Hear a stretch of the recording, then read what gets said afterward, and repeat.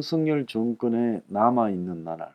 자, 남아있는 나날이라고 하면 일본계 영국 작가 가조 이시구로의 그 소설, 영화로도 만들어졌죠. 제임스 아이보리 감독 영화로 안소니 호킨스, 엠마 스톤 등이 나왔죠. 자, 남아있는 나날.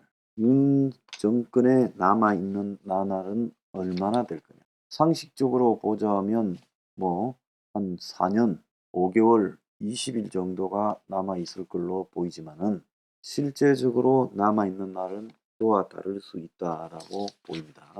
현 정권의 그 국정 운용에서 뭔가 확연하게 잘못된 부분이 드러나서 그냥 바로 무너지는 부분은 아니지만 정권 초반 6개월에 굉장히 위태위태하게 가고 있고, 가장 그 위태한 것은 이태원 사고 같은 경우에는 이것은 누구의 잘못이라고 할 수는 없습니다. 경찰이 잘 대응을 했으면 좋겠지만 이재명이가 성남시장 할 때 그 판교에서 테크노밸리에서 8년 전입니까? 그 환풍구가 밑으로 꺼져가지고 16명이 사망을 했는데 1000명이 몰린 사고에 주최 측이 없어서 통제 인력이 없었어요. 가수가 오고 걸그룹이 오고 하니까 그거 보겠다고 몰려들었다가 그 환풍기가 밑으로 꺼지면서 환풍기 위에 디디고 서 있던 사람 16명이 죽었습니다. 작은 사고로 굉장히 많이 죽은 거죠. 자, 그러는데 그 사고에 대해서 자기가 성남시장으로서 책임질 위치에 있을 때는 이재명이는 뭐라고 했는가 하면 성남시가 이름을 도용당했고 주최 측이 제대로 없었다라고 말을 했습니다. 근데 이재명이 그 행사에 축사를 하려고 했다는 관련성까지 나왔지만은 환풍구는 사람이 출입하도록 설계된 게 아니다. 그래서 예측이 불가능했다라고 이야기하면서 결국 빠져나갔습니다. 자, 경찰이 한 명만 있어서도 환풍기에 내려와야 공연한다 이렇게 말을 했어도 사고가 예방될 수 있었겠죠. 그래서 윤 정권이 예방이 사실상 불가능할 수도 있는, 물론 그런다고 경찰이나 소방, 기타 행정들이 제대로 작동했다고 볼 수는 없고 실책이 있었지만 그 실책을 가지고 책임을 물을 부분인가라고 봤을 때는 어려운 측면이 있다는 거. 행정적 책임이라는 부분이. 자, 그런데 이태원 사고가 국민들도 상당수가 그렇게 인식을 했는지 윤 정권의 지지율 붕괴에 영향을 주지 못한 것은 확실해요. 윤 정권은 지금 30에서 35% 사이에 딱 고정되어 있다라고 보이고 올라갈 것 같지도 않고, 그런다고 이태원 사고 때문에 내려갈 것 같지도 않습니다. 왜냐하면 이태원 사고가 이 일부 보수층에 오히려 윤 지지율에 대해서 본드처럼 딱 붙여놓는 이 반작용 효과가 있었던 것도 사실이에요. 그런다면 그것이 아무것도 아니다, 이제 극복이 되어 가는 거다, 오히려 보수층을 결집시키는 그런 효과가 있었다 이렇게 보고 갈 거냐, 그것도 또 아니죠. 다만 지지율이 떨어지지는 않았지만은 올라갈 수도 없는 상태에 고착된 배경에 잘 봐야 되는 부분이 있어요.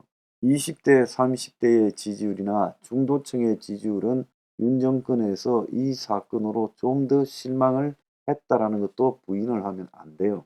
근데 그 사람들이 윤에 대해서 지지층이 아니고 유보층이었기 때문에 그것이 지지율 하락으로 나타나지 않았을 뿐이라는 겁니다.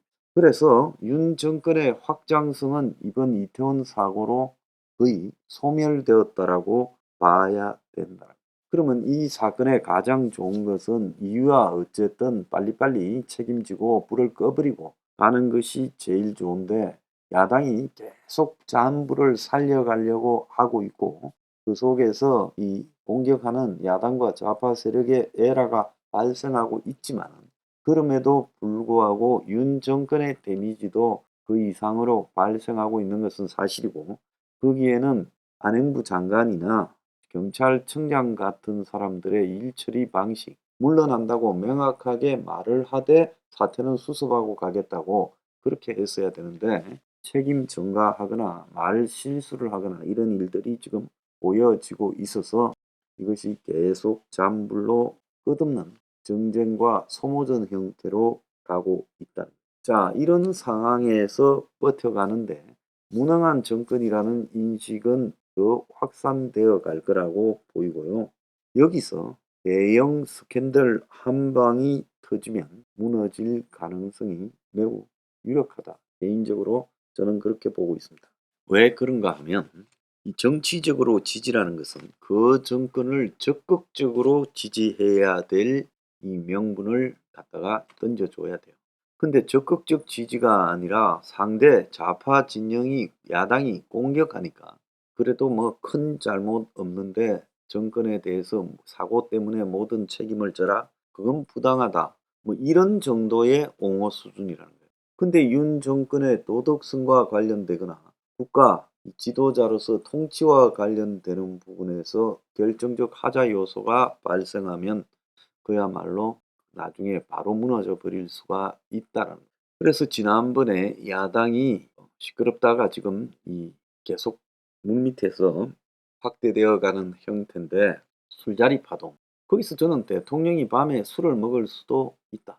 그리고 그 술자리에 꼴사납지만 첼리스트가 있었다면 이것은 과거에 저기 뭡니까 11.6을 연상시키면서 굉장히 좋지 않은 방향으로 작용할 수 있지만 그것 가지고 무슨 대통령이 탄핵이다 이런 정도는 아니다. 다만 비난받을 소지는 충분하다라는 정도라 봅니다.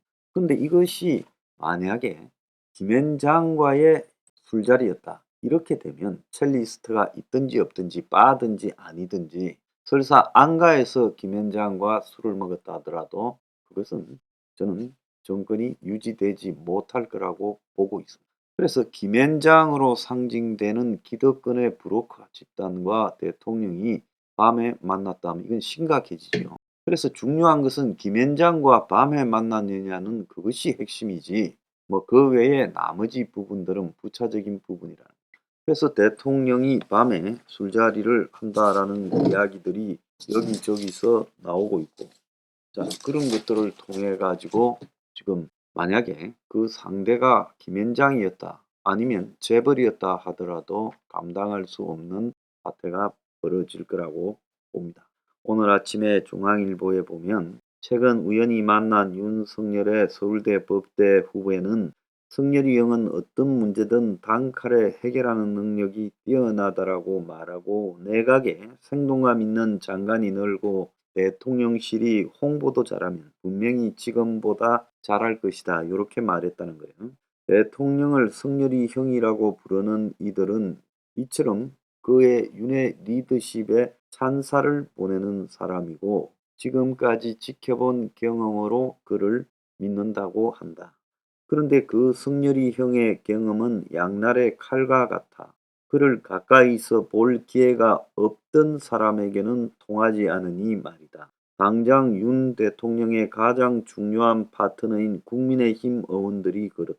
당내 측근 의원조차 빨라야 윤석열 전 검찰총장 시절 경험이 대부분이고 아마 그 이전에 정치인이 윤석열을 검찰총장 이전에 만난 적은 거의 없을 거라고 보여요. 그래서 손수 라면을 끓이던 윤 대통령에게 계란 2개라는 심쿵 질문을 받거나 삼청동 한가에서 함께 술잔을 기울인 경험이 있는 의원들을 빼고는 다들 성렬이 형의 이야기는 먼 나라 이야기다. 정치부 기자들은 어떤가? 자, 검찰에서 초스피드로 1년 만에 대통령이 됐는데 그와 역대 대통령이 수많은 그를 담당하는 기자들과의 여러 일들을 남긴 것과는 대비되는데 자 그러니까 윤의 말이 그냥 곧바로 기사화 되는데 기자들은 아는 게 별로 없다라는 거예요. 자 이번에 MBC 기자를 배제하고 비행기에 그리고 CBS하고 채널A 기자 둘이만 따로 불러 1시간이 넘게 기내 환담을 했는데 자 이런 것들도 지금 1시간이 넘는 환담을 한 기자들은 지금 윤을 찬양할 것이고 그러지 못한 대다수의 기자 그 자리에 그 비행기에 탔음에도 불구하고 1시간이 넘는 환담에 참여하지 못한 기자 그리고 비행기에 타지 못한 MBC 기자들은 이제 아마 죽으라고 씹어대고 죽으라고 공격하거나 반감을 가질 가능성이 크다는 거죠. 그래서 전용기 이 불어 사태에서 바라볼 때 내심으로 MBC라는 집단이 굉장히 문제가 있고 어떤 행태로든 정권을 붕괴시키려고 하는 집단이다라고는 충분히 생각할 수 있어요. 저도 MBC에 대해서는 저건 언론이 아니다라고 생각합니다. 자, 그렇지만은 현재 상황에서 MBC가 공중파 역할을 수행하고 있고 그것을 갖다가 어떤 행태로든 공적인 언론으로서의 MBC의 영향이 안 된다라는 것을 입증시켜야 배제가 되는 거지. 입증 전까지는 불만스러워도 어떻게 할 수 없다라는 거예요. 자, 이런 부분에 대해서 MBC를 좋아하지 않는 사람들도 적어도 저런 식으로 해서는 안 된다라는 이야기를 하는 겁니다. 자, 그래서 윤 정권을 가만히 보면요. 저는 김건희가 저기 저녁에나 이 출퇴근 시간에 라디오를 좀 들어봤는지 모르겠어요. KBS나 MBC나 모든 라디오들이 다 보면 정치 프로들을 출퇴근 시간에 많이 합니다. 자, 그런데 거기 나와서 정권을 좋게 말하는 사람을 저는 별로 들어보지 못했어요. 그러니까 눈에 보이는 인터넷 기사라든지 또 뭐 TV 뉴스 기사들에 대해서는 엄격한데 라디오 기사는 지금 그냥 방치되고 있다는 거예요. 근데 그 방치되고 있는 기사는 정권에 대해서 솔직히 흉악할 만큼 적대적입니다. 그래서 내가 정권에게 묻는 거예요. 보이는 것만 막는다고 다 막을 수 있겠느냐? 안 보이는 것까지 막는 이 정권의 기능이 있겠느냐? 없으니까 저렇게 방치되고 있지 않겠어요? 그래서 제가 윤 정권의 앞으로 위기가 올 것이다. 왜? 정권 자체가 엄정한 도덕적 기준을 가지고 기득권과의 선을 긋고 가는 것 같지는 않아요. 오늘 보면 반도체법 발목 잡으면 매국노로 기록될 거다. 역사에 이렇게 말해놓고 또 삼성이 그 뭡니까 에버랜드를 통해 가지고 카트링 계열사에 그 밥 먹는 거를 갖다가 다 밀어줬다. 2조 4천억 원어치 밀어줬다. 그래서 그 이 제일모직 그러니까 삼성물산하고 합병해서 이재용의 지분을 높인 제일모직의 전신이 에버랜드고 그래서 그 회사 내에 밥 먹는 것까지도 자신들의 계열사 에버랜드를 통해 가지고 핵심 계열사를 통해가 밀어주고 또 거기에서 많은 이익을 갖다가 볼 수 있도록 해서 이재용의 지분을 높였다라는 부분에 대해서 최지성이가 개인이 한 일이고 이재용에게는 보고하지 않았고 또 배임이 해당되지 않는다고 그렇게 재판에서 정리되고 있어요. 물론 검찰의 기소가 그렇게 흘러갔으니까 정리도 그렇게 되겠죠. 자, 끔찍하게 신경을 쓰고 이번에도 바이든 만나서 몇 푼 되지도 않는 미국의 배터리 보조금 문제를 또 이야기를 했어요. 자, 그래서 좋습니다. 뭐 그런 거 이야기하는 거 좋은데 문제는 뭔가 하면 지금 경제가 붕괴되고 있는 것은 본인한테 잘 안 보이는 모양이에요. 왜 그런 이야기는 잘 안 할 거니까. 누가 잘 보고하겠습니까? 좋은 이야기만 보고하지요.